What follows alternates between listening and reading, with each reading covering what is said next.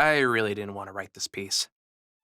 I felt it in my bones for a long, long time, but I just couldn't get myself to finally get it out of my system.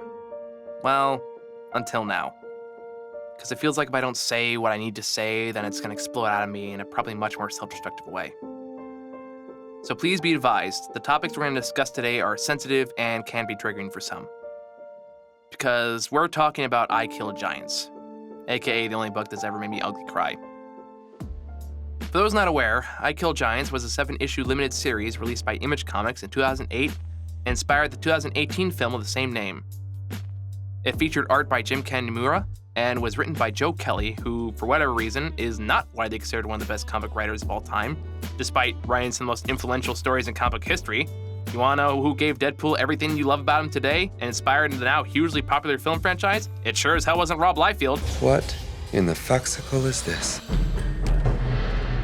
Anyway, I Kill Giants stars Barbara Thorson, a 5th grade girl who has a very rebellious personality and is big into fantasy lore and D&D. As such, calling her a social outcast would be to point it lightly.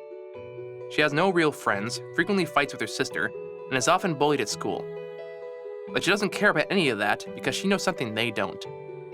See, Barbara takes herself very seriously, and there's a good reason for that. Because according to her, some of these fantasy creatures are actually real, and it's her self-imposed job to hunt down and kill the deadliest of these creatures, giants. Although, her sole and unyielding focus on giants makes her a bit standoffish, and often seems to either isolate her from her peers or get her in trouble at school.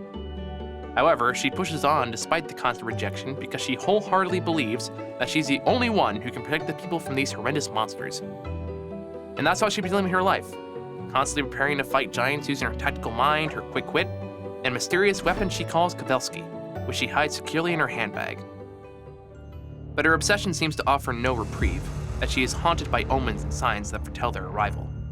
In the clouds, at school, and even her own home, where there appears to be some kind of monster so great that it forces Barbara to cower in fear. Things were soon to change, however, as one night, when she's laying out some giant bait, she is interrupted by Sophia, another 5th grade girl who is new in town and seems to be curious about Barbara's extracurricular activities.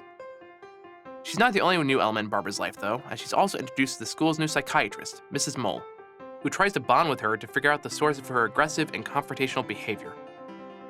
Barbara pushes both of them away, but they're both persistent and keep trying.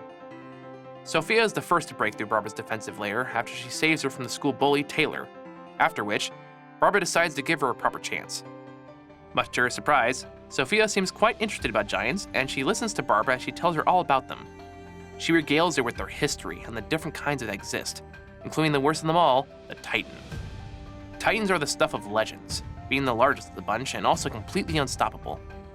This softens Barbara's edges enough to share that her weapon, Kowalski, is actually a warhammer she named after the 1908 Giants player, Harry Kowalski, who is often referred to as the Giant Killer.